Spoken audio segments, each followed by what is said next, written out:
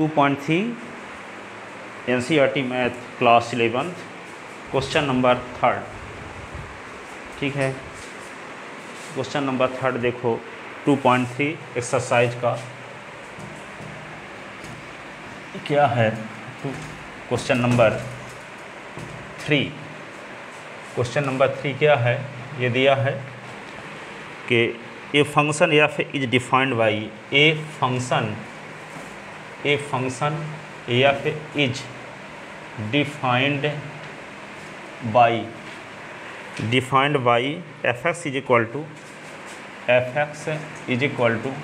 2x minus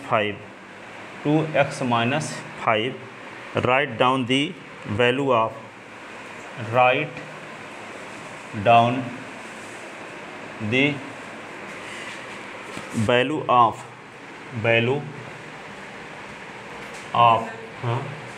number first F0,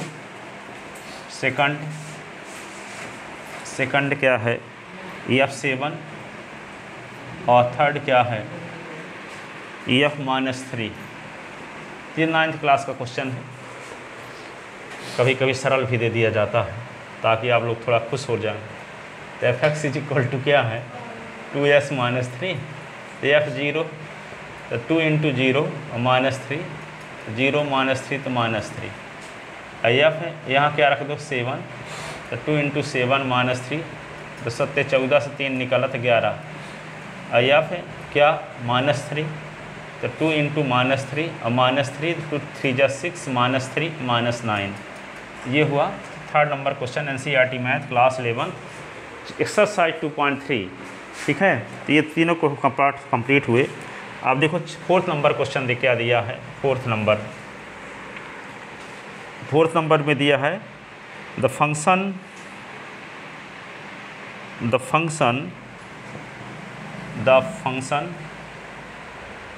t which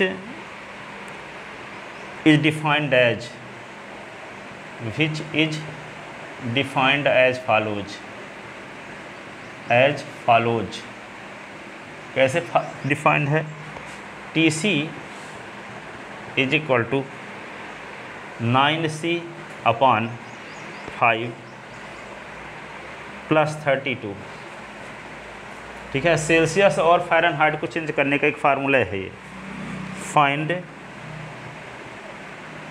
number first निकालना है क्या T0, सेकंड निकालना है T28, तीसरा निकालना है T-10 और चौथा क्या निकालना है द वैल्यू ऑफ C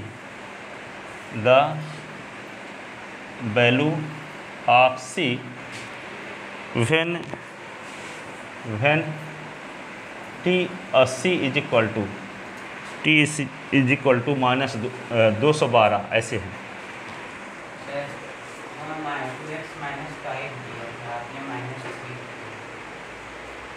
कहाँ पे कर दिया है, होगा उसको बना के लगा। हम यहाँ पे 2s माइनस 3 बना देते हैं, यहाँ वहाँ सुधारें तो बहुत सुधारना पड़ेगा। ठीक है, अब देखो यहाँ पे तो नंबर फर्स्ट क्या निकालना है इसमें TC इज इक्वल टू, यहाँ पे हियर गिवन दैट क्या दिया है आपको TC is equal to 9C upon 5 plus 32। तो C के स्थान पे क्या रख दें 0, तो 0 रख दोगे तो क्या होगा 9 गुणे 0 अपॉन 5 प्लस 32। तो ये क्या होगा 0 प्लस 32, तो आंसर 32 आएगा।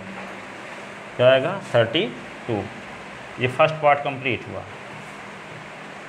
सेकंड पार्ट के लिए क्या करोगे,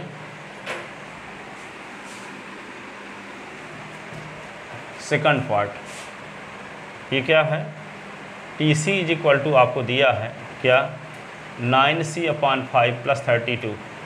तो C के स्थान पे क्या रख दें 28, तो 28 जब रखोगे तो 9 इंटू 28 अपॉन 5 प्लस 32। अब ये तो कटेगा नहीं किसी से, तो इसके नीचे 1 लिखकर LCM ले लेते हैं। तो LCM 5 आएगा 28 का गुणा 9 के साथ करो, 28 दहम 280, 280 में 28 घटा दो, 280 में से 28 घटाओगे तो क्या आएगा?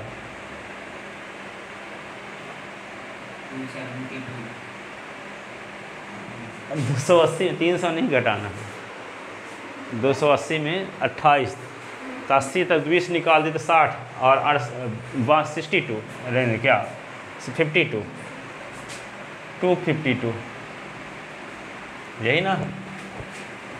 और ये 32 में 5 का मल्टीप्लाई करो, 32 में 5 का मल्टीप्लाई करो तो 160 आएगा, और 252 और 160 जोड़ दो तो क्या होगा? 12 और बढ़ जाएगा, 412, 412/5। अभी कटेगा नहीं तो ये आंसर ठीक है।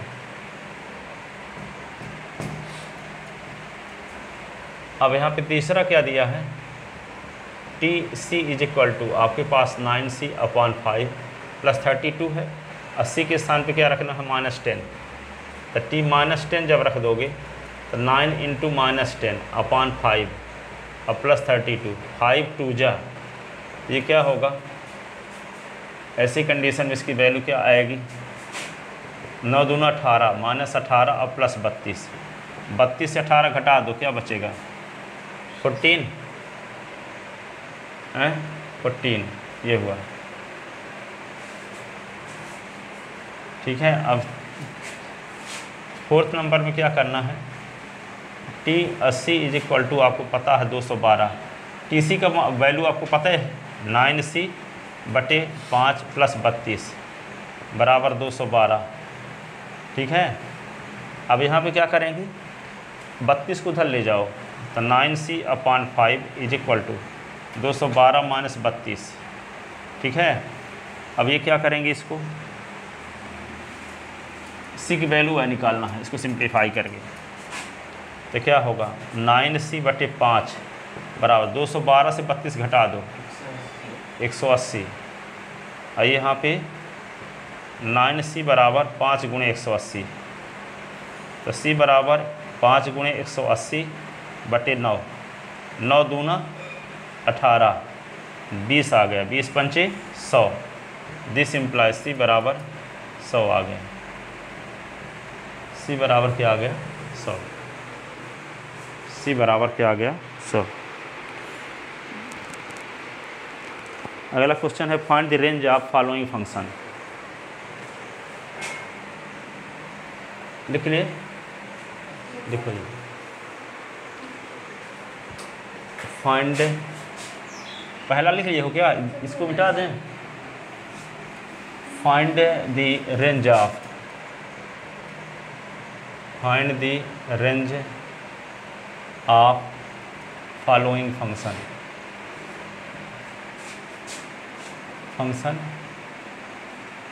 Find the range of following function. कौन कौन फंक्शन का रेंज निकालना है? ये 5th नंबर NCERT क्वेश्चन है, 2.3 एक्सरसाइज। नंबर फर्स्ट है, number first f(x) = 2 - 3x। f(x) = 2 - 3x और x बिलोंग इन R और x इज ग्रेटर देन 0। ठीक है, और दूसरा है, दूसरा ये दिया है f(x) = x² plus x² + 2, x is real number और x is a real number, x is a real number. और तीसरा है f(x) = x is real number, x is real number, real number, x is real number. तो क्या करते हैं? Range निकालने के लिए y = fx माना करते हैं, है ना। तो number first, for the range of F x is equal to 2 - 3s let y is equal to F X, y is equal to F X, y is equal to F x मानते हैं तो क्या होगा, तो y is equal to लिख लो, F X के स्थान पे लिख दो जो वैल्यू दी है 2 - 3x, ठीक है। तो y - 2 इज इक्वल टू क्या होगा, -3x, माइनस का मल्टीप्लाई तो -y + 2 is equal to 3x, तो 2 - y is equal to 3x, तो 2 - y/3 is equal to x है, ठीक है। तो यहाँ पे s के बारे में तो पहले से आपको पता है कि x is, but given that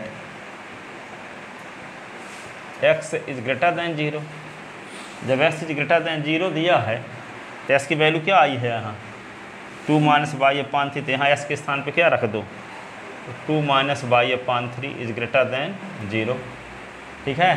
तो इसका क्रॉस मल्टीप्लिकेशन का तो इसके नीचे 1 लिख के, तो 2 - y इज ग्रेटर दैन 0 × 3, तो 2 - y इज ग्रेटर दैन 0, तो 2 इज ग्रेटर दैन y, तो y is less than 2, y is less than 2, तो क्या होगा, तो y की वैल्यू क्या, 2 से छोटी होगी, तो 2 से छोटी कहाँ तक, -∞ तक, माइनस से -∞ तक, ठीक है।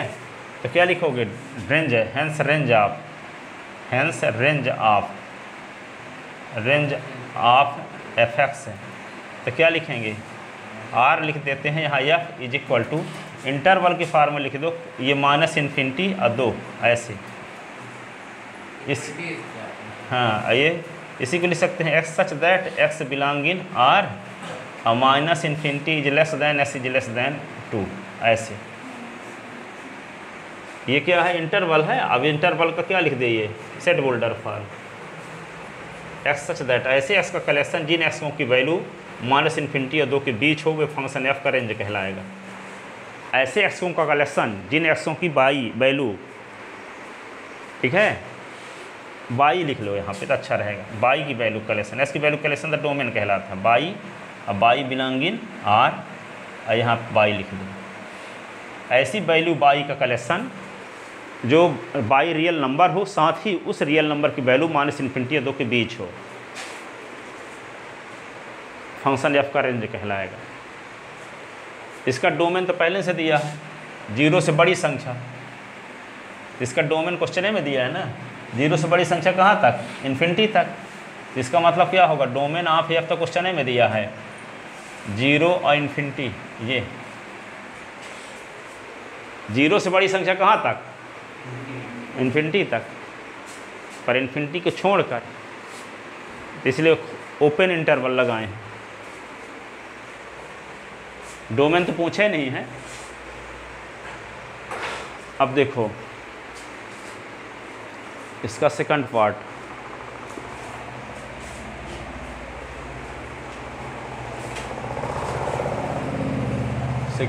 क्या है,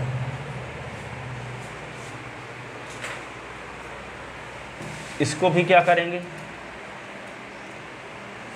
दूसरे नंबर में लिख, for the range of given function let y is equal to F x, तो y is equal to F X के स्थान पे s² + 2, तो y - 2 is equal to x², तो x² is equal to y - 2, ठीक है। अब ये तो आप बचपन से जानते हो कि x² s की किसी नंबर का स्क्वायर हमेशा पॉजिटिव होता है, किसी नंबर का स्क्वायर हमेशा पॉजिटिव होता है। कोई नंबर बताओ जिसका स्क्वायर करने से नेगेटिव होता है, कोई रियल नंबर बताओ, कोई नंबर तो बता सकते हो कि नेगेटिव होता, आयोटा स्क्वायर -1। यदि हम ये बोलें कोई नंबर बताओ जिसका स्क्वायर माइनस में होता हो तो आयोटा बोल दोगे, पर जब कहते हैं कोई ऐसी रियल नंबर बताओ जिसका स्क्वायर पॉजिटिव होता है, तो बताओ रियल नंबर कौन सी है। कोई नंबर बताओ तो सही है आयोटा, क्योंकि नंबर तो कॉम्प्लेक्स नंबर भी है, ठीक है ना। अब हम बोल रहे हैं कोई रियल नंबर बताओ जिसका स्क्वायर माइनस में आता हो, है? नहीं है, कोई रियल नंबर ऐसी नहीं है जिसका स्क्वायर करने से माइनस में आता हो। है तो कॉम्प्लेक्स नंबर है ना? तो क्या करेंगे, आयोटा स्क्वायर बराबर माइनस, तो क्या करेंगे, एक्स स्क्वायर की वैल्यू ऑलवेज, ये आप बचपन से जो X square is greater than or equal 0 for all X belong in R. Real number का कोई भी एलिमेंट एस के स्थान पे लें, उसका स्क्वायर करें तो क्या होगा, 0 से बड़ा आएगा। यदि 0 रख देंगे तो 0 के बराबर भी आ सकता है। 0 भी रियल नंबर है कि नहीं? ठीक है, इसलिए एस स्क्वायर की वैल्यू हमेशा या तो 0 से बड़ी होगी या कि 0 के बराबर होगी यदि एस आर के स्थान पे, यानी एस के स्थान पे रियल नंबर का कोई भी एलिमेंट रखा जाए। ठीक है, रियल नंबर का कोई भी एलिमेंट एस के स्थान पे रखा जाए और उसका स्क्वायर किया जाए तो या तो 0 आएगा या कि 0 से बड़ा आएगा। 0 कब आएगा, जब एस का मान 0 रखा जाए। 0 भी रियल नंबर है ना, तो यहाँ लिखा है for all X belong in are, इसका मतलब आर के हर एक एलिमेंट के लिए कंडीशन ट्रू होगी। आर के हर एक एलिमेंट के लिए कंडीशन ट्रू होगी। ठीक है, तो यहाँ पे क्या करेंगे, let is Y is equal to F x, तो वाई इज इक्वल टू क्या की एक्स स्क्वायर प्लस 2, और यहाँ पे एस स्क्वायर की वैल्यू निकालिए। एक्स स्क्वायर की वैल्यू क्यों निकालिए, क्योंकि हम जानते हैं कि एस स्क्वायर हमेशा 0 से बड़ा होता है। ठीक है, हम निकालना क्या चाहते हैं, वाई की वैल्यू का कलेक्शन, वाई की वैल्यू का कलेक्शन निकालना चाहते हैं। चलो इधर घुस जाओ। हाँ, तो ये फंक्शन का y is equal to S square plus 2 का आपको रेंज निकालना था। ठीक है, तो रेंज निकालने के लिए क्या किए, y is equal to F x मानते हैं हमेशा। अब y की is equal to F x की वैल्यू एस स्क्वायर प्लस 2 रख लिए। अब ये 2 को इधर ले आए तो y माइनस 2, अब यहाँ एस स्क्वायर की वैल्यू आ गई। एक्स स्क्वायर की वैल्यू क्यों निकालते हैं, क्योंकि एस स्क्वायर की वैल्यू के बारे में आपको पता है। यहाँ क्यों नहीं निकाले थे एक्स स्क्वायर, तो निकल ही नहीं सकता था। यहाँ क्वेश्चन में पहले से दिया था कि एस की वैल्यू क्या है, 0 से बड़ी है। ठीक है, तो यहाँ एस की वैल्यू जब 0 से बड़ी है तो वाई की वैल्यू किसके किसके बीच होगी, ये निकालना था यहाँ। ठीक है, तो यहाँ पे हम क्या किए, इसमें तो Y is equal to F X मान लिए, Y is equal to F X मान करके, जैसे Y is equal to F X मान लिए तो वाई इज इक्वल टू क्या होगा, 2 माइनस 3x। तो यहाँ पे वाई की value Y minus 2 is equal to minus 3x, तो 2 minus Y is equal to 3x। तो यहाँ पे 2 minus Y upon 3 is equal to x। अब एस के बारे में पता है आपको, क्वेश्चन में डोमेन आपको पता है यहाँ।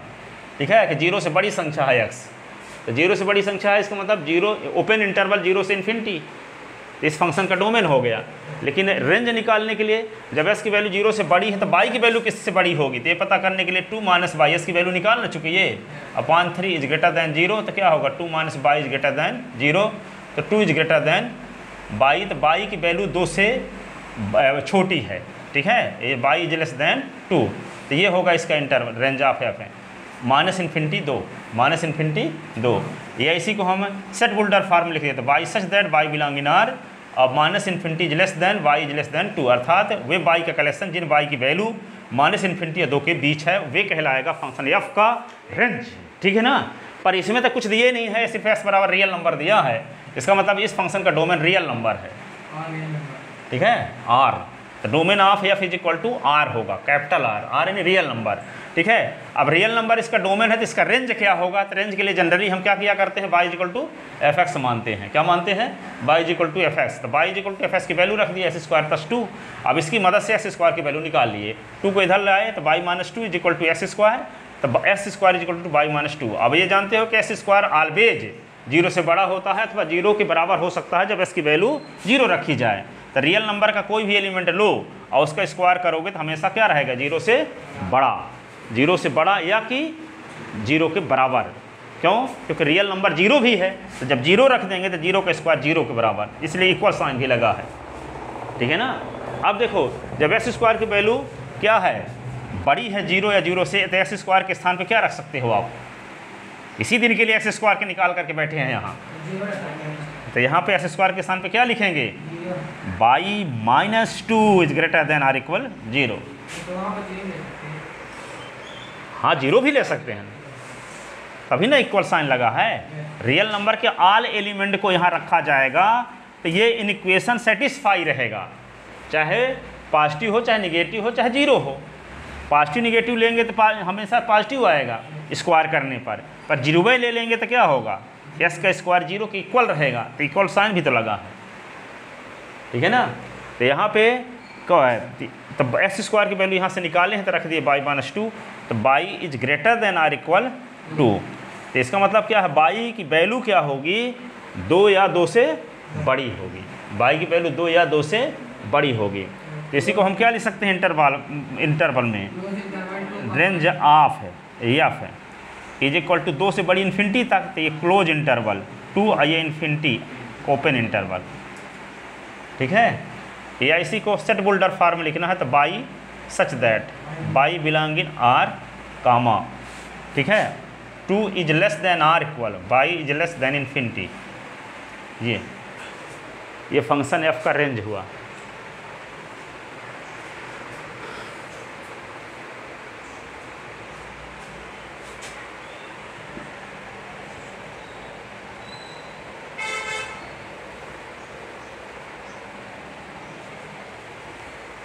ठीक है ना।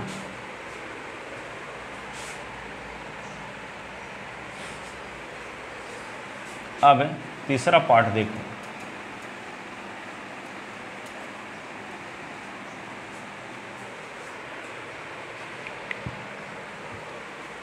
तीसरा पार्ट में ये है F x is equal to X, F x is equal to X, X belong in R, X is real number, तो यहाँ पे एक्स आर, इसका मतलब डोमेन इसका रियल नंबर है। तो for the range of F X P put या let by is equal to F x. तो जब Y is equal to F x, तो Y is equal to F x की वैल्यू रख दो एक्स, तो जो बाई की वैल्यू होगी वही एस की वैल्यू होगी, तो जो डोमेन होगा वही रेंज होगा। एस की वैल्यू का कलेक्शन क्या कहलाता है, डोमेन, और बाई की वैल्यू का कलेक्शन क्या कहलाता है, रेंज। तो एस क्या है, रियल नंबर है, फंक्शन का डोमेन क्या है, रियल नंबर है, तो रेंज भी क्या होगा, क्योंकि दोनों इक्वल तो हैं एस और बाई। तो एस की वैल्यू का कलेक्शन कहलाता है डोमेन, और बाई की वैल्यू का कलेक्शन कहलाता है रेंज, और दोनों इक्वल हैं, तो जो डोमेन होगा वही रेंज होगा, जो डोमेन होगा वही रेंज। तो डोमेन क्या है, रियल नंबर। ऐसी कोई रियल नंबर बताओ जिस रियल नंबर को यहाँ इसके स्थान पर रखने से इन्फिनिटी हो जाए, ऐसा है कोई रियल नंबर बताओ जिसको एस के स्थान पर रख दे तो इन्फिनिटी हो जाए, नहीं, ठीक है। रियल नंबर की मीनिंग ये होती है ओपन इंटरवल माइनस इन्फिनिटी से इन्फिनिटी, माइनस इन्फिनिटी और इन्फिनिटी के बीच की कोई नंबर, इन्फिनिटी इसमें शामिल नहीं है ना, माइनस इन्फिनिटी शामिल है, वे रियल नंबर है ना, ठीक है। तो इसके बीच का कोई भी मेंबर इसके स्थान पे रखेंगे तो यहाँ इन्फिनिटी किसी हालत में नहीं आएगा। तो आप जानते हो एक्स की ऐसी वैल्यू का कलेक्शन जिसके करस्पॉन्डिंग फंक्शन की वैल्यू फाइनाइट हो, इन्फिनिटी या माइनस इन्फिनिटी ना हो, वही कहलाता है डोमेन। इस फंक्शन का डोमेन क्या हुआ, रियल नंबर। तो इस फंक्शन का जब डोमेन रियल नंबर हुआ, क्योंकि किसी पॉइंट पर इन्फिनिटी होगा ही नहीं, तो इसका मतलब वही एलिमेंट डोमेन में शामिल नहीं होगा जिस पर फंक्शन की वैल्यू इन्फिनिटी हो जाती हो। लेकिन इसमें एस की ऐसी कोई वैल्यू नहीं है रियल नंबर लाइन का जिसको यहाँ एस के स्थान पर रखा जाए तो फंक्शन क्या हो, इन्फिनिटी हो। या कि इस फंक्शन का ये फंक्शन पॉलिनोमियल फंक्शन है, क्यों, क्योंकि एस की पावर 1 होल नंबर है। तो पॉलिनोमियल फंक्शन का डोमेन क्या होता है, रियल नंबर। पॉलिनोमियल फंक्शन का डोमेन रियल नंबर होता है, क्योंकि पॉलिनोमियल फंक्शन रियल नंबर के ईच पॉइंट पर क्या होता है, फाइनाइट वैल्यू रखता है, फाइनाइट वैल्यू रखता है। तो एस की ऐसी वैल्यू का कलेक्शन जिसके करस्पॉन्डिंग फंक्शन की वैल्यू फाइनाइट हो वही कहलाता है डोमेन। इसलिए इस फंक्शन का डोमेन क्या है, रियल नंबर है। और दूसरी वजह यह है कि गिवन फंक्शन एक पॉलिनोमियल फंक्शन है, और हम जानते हैं कि पॉलिनोमियल फंक्शन का डोमेन आर होता है, पॉलिनोमियल फंक्शन का डोमेन आर होता है। अब इसका रेंज के लिए तो यहाँ पर रेंज क्या है, या कि रेंज के लिए Y equal to F X माना करते हैं। तो बाई इक्वल टू जब एफ एस माने तो Y equal to F X की वैल्यू दी क्या दी गई है क्वेश्चन में, एस, तो यहाँ एस लिख दिए, ठीक है। तो जो बाई की वैल्यू वही होगी जो एस की वैल्यू है, ठीक है। तो बाई की वैल्यू कलेक्शन कहलाता है रेंज, एस की वैल्यू कलेक्शन कहलाता है डोमेन। तो यदि डोमेन रियल नंबर का कलेक्शन है तो रेंज भी क्या होगा, रियल नंबर का कलेक्शन होगा, ठीक है। But given function is a polynomial function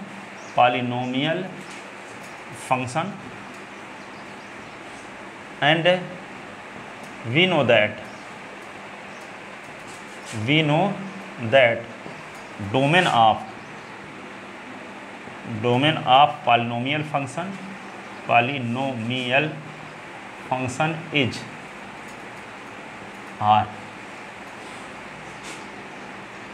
Here y is equal to s, therefore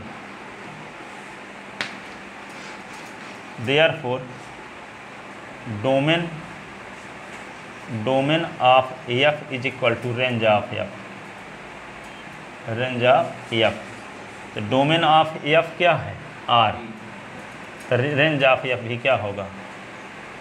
range of f भी क्या होगा? यही रियल नंबर। तो यहाँ पे क्या लिखेंगे? Range of f। ठीक है, तो range of f is equal to real number.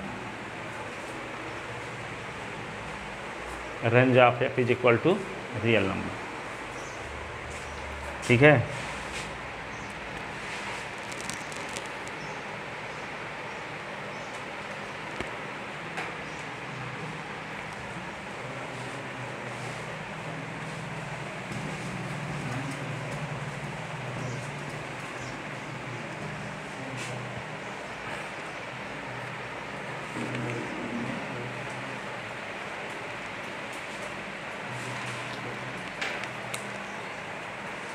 find the domain of the function number first fx is equal to x square plus 2s plus 1, s square plus 2s plus 1, x square minus 8x plus 12। ठीक है, दूसरा है fx is equal to 2/s minus 2। तीसरा है fx is equal to x square upon x square minus 5s plus 6। तो इनका domain कैसे निकालेंगे?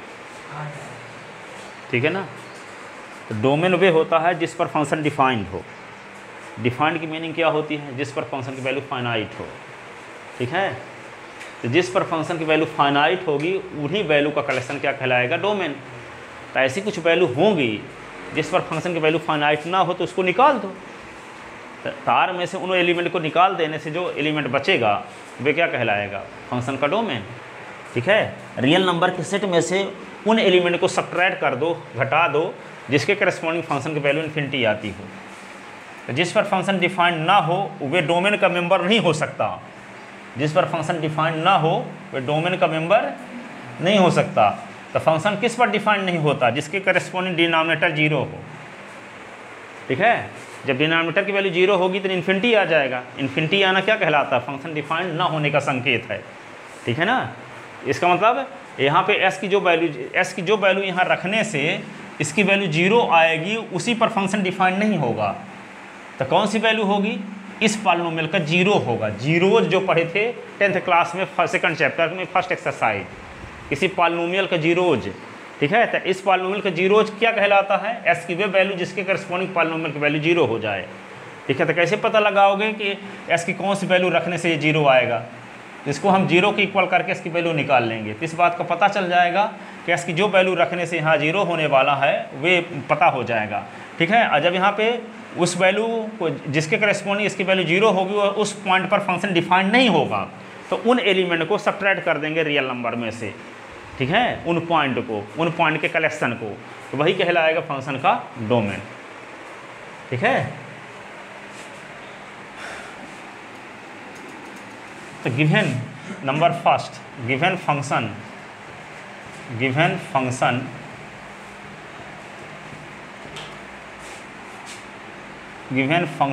f x is defined will be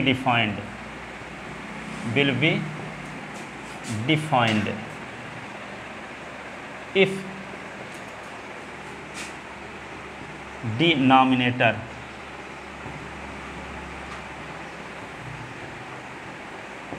is not equal to 0।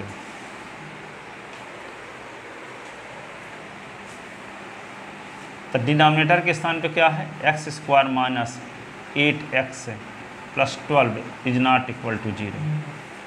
तो यह क्या लिखोगे, X square minus 2x plus 12 is equal to is not equal to 0। तो S common, तो एस माइनस 6 माइनस 2 कॉमन, तो S minus 6 is not equal to 0। तो S minus 6 और x minus 2 is not equal to 0।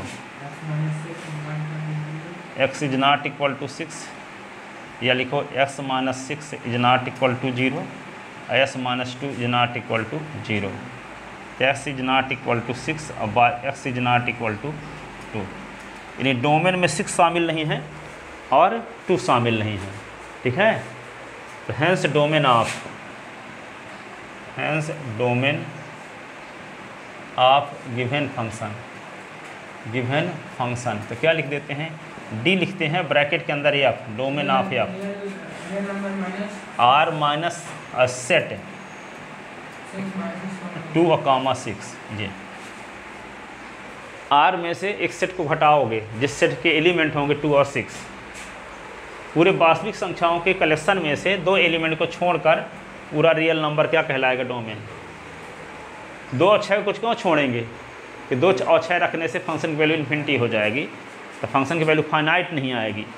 S की जिस value पर function finite नहीं आती वे डोमेन का मेंबर होने का पात्र नहीं है, ठीक है।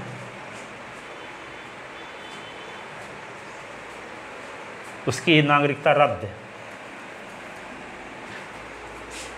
ठीक है। तो वे इंडिया का मेंबर नहीं हो सकता। 2 और 6 को हटा दो,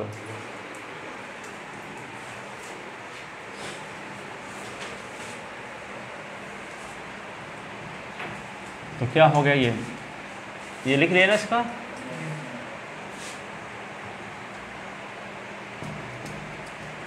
दूसरा नंबर क्वेश्चन इसका है ये, f x is equal to 2 upon x minus 2। The given function will be defined if denominator is not equal to 0। तो s minus 2 is not equal to 0, तो x is not equal to 2। hence domain of given function domain of F से denote करते हैं, और are मन singleton set 2 real number के set में से 2 को सब्ट्रैक्ट कर देने से जो सेट बचेगा वही सेट कहलाएगा गिवन नंबर का डोमेन। 2 डोमेन में क्यों शामिल नहीं है, क्योंकि 2 रख देंगे तो 2 माइनस 2 तो 0, तो 1/0 इन्फिनिटी हो जाएगा। एस की जिस वैल्यू पर फंक्शन की वैल्यू इन्फिनिटी होती है वह डोमेन का मेंबर होने का पात्र नहीं है, ठीक है। अब देखो आगे तीसरा नंबर देखो, तीसरा नंबर क्या है, F x is equal to आपके पास है x square upon x square minus 5s plus 6 है, ठीक है। The given function will be defined, the given function will be defined if denominator is not equal to 0। तो S square minus 5s plus 6 is not equal to 0। तो S square minus 3s minus 2x is not equal to 0। तो S common, तो S minus 3 x minus 2 x minus 3 is not equal to 0। तो S minus 2 x minus 3 is not equal to 0। X minus 2 is not equal to 0, x minus 3 is not equal to 0। दो संख्याओं का गुणनफल 0 के equal कब नहीं होगा, जब दोनों अलग अलग 0 के इक्वल ना हो, ठीक है। इसका मतलब क्या हुआ, x is not equal to 2 और s is not equal to 3। तो 2 और 3 को छोड़कर पूरा रियल नंबर क्या कहलाएगा, domain. hence domain of given function, hence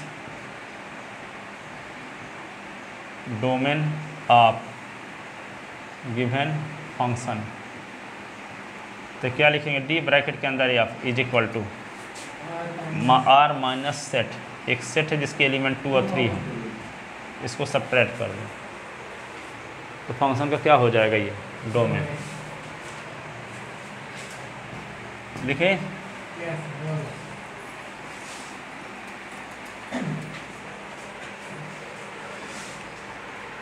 अगला एक क्वेश्चन देखो, फाइंड द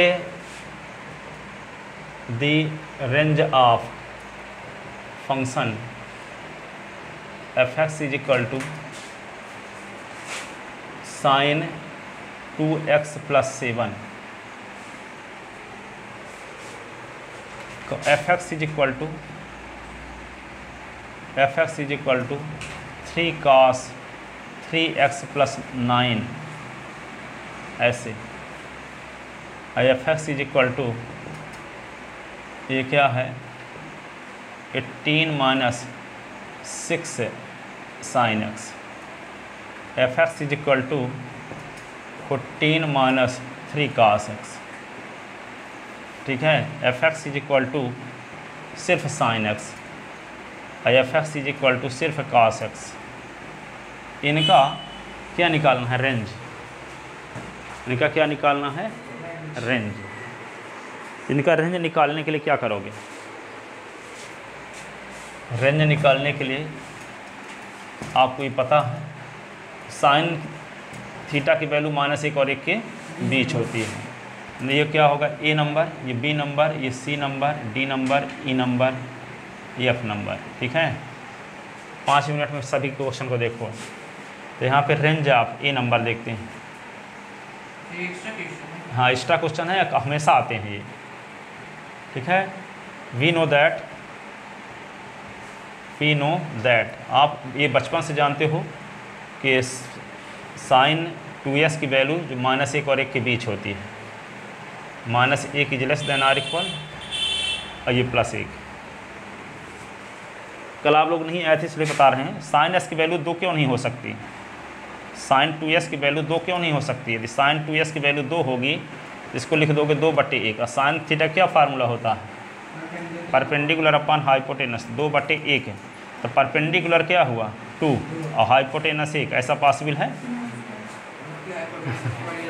हाइपोटेनस हमेशा बड़ा होता है, इसलिए साइन थीटा की वैल्यू 2 से 1 से बड़ी नहीं हो सकती और न -1 से छोटी। -1 से छोटी भी करोगे -2 -5 तब भी क्या होगा, हाइपोटेनस छोटा हो जाएगा। ठीक है, न्यूमेरिकल वैल्यू। ठीक है, इसलिए साइन s की वैल्यू -1 और 1 के बीच होती है और cos s की वैल्यू भी -1 और 1 के बीच होती है। जो हमेशा याद रखना, चाहे यहाँ साइन 2s हो, चाहे साइन x हो, चाहे साइन 5x हो, चाहे कुछ भी हो। ठीक है, अब देखो साइन 2s में क्या जोड़ना है, 7। तो यहाँ ये जब साइन 2s का ये रेंज हो गया क्लोज इंटरवल -1 और 1। अब आपको निकालना रेंज किसका है, साइन 2s प्लस 7 का निकालना है। तो बीच में साइन x प्लस 2s लाना पड़ेगा, साइन 2s प्लस 7 लाना पड़ेगा। तो 7 सब में जोड़े देते हैं। तो -1 plus 7 is less than sine 2s plus 7 is less than क्या 1 प्लस 7।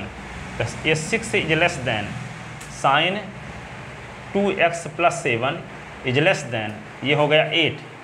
तो क्या हो गया 6 से इज लेस देन, ये क्या है एफ एक्स ना, इज लेस देन 8।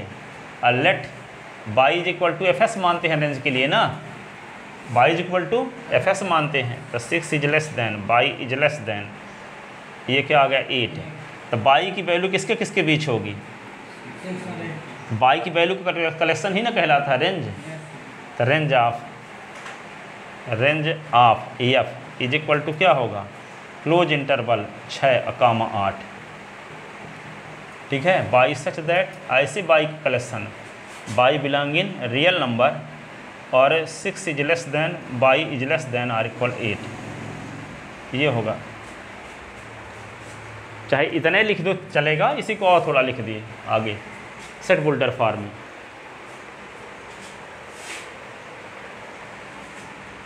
ठीक है, तो ये तो हो गया। इसका दूसरा पार्ट देखते हैं बी। वी नो दैट क्या होता है, -1 is less then cos 3x is less than r equal 1। तो क्या लिख देंगे, cos 3x के पहले क्या है 3, तो 3 का गुणा करो सब में, -1 गुणे 3 is less then 3 cos 3x is less then 1 गुणे 3, तो -3 इज लेस देन ये क्या आ गया 3 cos 3x, ये इज लेस देन 3। अब क्या चाहिए 3 cos 3x में क्या जोड़ना है, देखो यहाँ 3 cos 3x तो 9 जोड़ना है, तो 9 इसमें जोड़ेंगे तब ये fx आएगा, तो सब में 9 जोड़ना पड़ेगा। तो -3 + 9 is less then 9 + 3 cos 3x is less then 3 + 9, 9 और 3 -3 घट गया तो क्या बचा 6 इज लेस देन ये क्या आ गया fx, क्या आ गया fx इज लेस देन 9 3 12। ठीक है, fx को क्या मानते हैं, let y is equal to fx, तो यहाँ पे 6 is less than y is less than 12।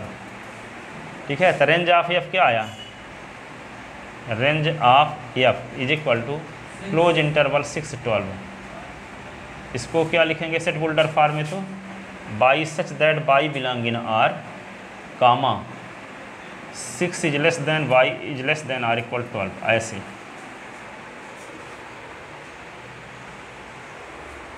ठीक है ना, लिख ले इसको।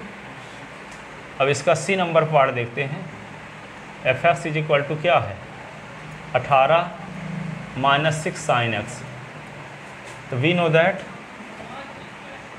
दैट क्या जानते हो आप, -1 is less then sin x is less than r equal 1। sin x के पहले क्या चाहिए, देखो यहाँ sin x 6 चाहिए ना, हाँ, तो 6 का मल्टीप्लाई करते हैं, तो -1 × 6 is less then 6 sin x is less then 1 × 6।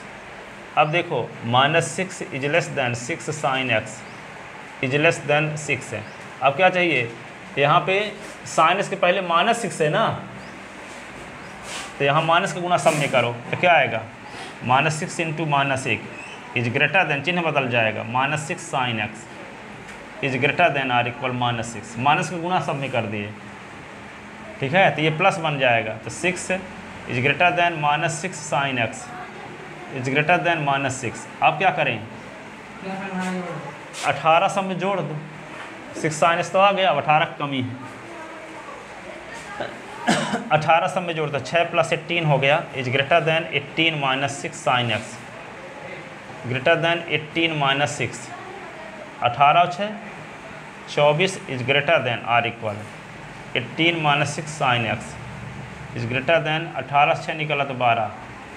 ठीक है, अब ये क्या होगा, 12 is less then 18 - 6 sin x is less than 24, तो 12 इज लेस देन ये क्या होगा इसके स्थान पे fx इज लेस देन 24। ठीक है, तो 12 इज लेस देन, ये y लिख सकते हैं less than 24, y is equal to fx रहता है ना। ठीक है, तो यहाँ पे क्या होगा, रेंज ऑफ f, तो क्या लिखो क्लोज इंटरवल 12, 24, 12, 24। इसका मतलब y such that y belong in r, 12 is less than y is less than 24, ये हुआ।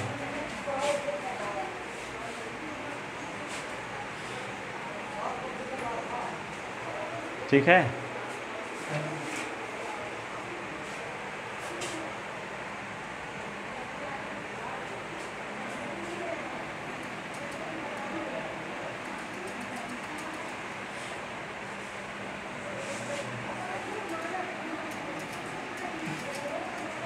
यहाँ भी डी नंबर में क्या करोगे, -1 is less then cos x is less than r equal 1, इसमें 3 का गुणा करो, -3 का कर देते हैं, तो -1 गुणे -3 greater than -3 cos x is greater then -3। अब क्या करेंगे, 14 जोड़ दो, तो पहले क्या आएगा 3 आ जाएगा, -3 cos x is greater then -3। अब 14 जोड़ते हैं तो 14 + 3 is greater then 14 - 3 cos x is greater then 14 - 3। 14 3 17 होता है, ये क्या होगा fx, यहाँ 11 आएगा, इसको क्या लिख सकते हैं 11 is less than fx is less than 17, और यहाँ पे 11 is less than 22 is less than 17, तो क्या आ गया range of f, close interval 11 और 17, ठीक है, y such that by belong in R, comma 11 is less than y is less than 17, ऐसे।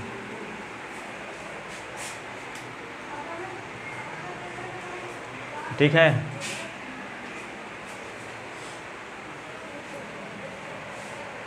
ये डी नंबर है ना,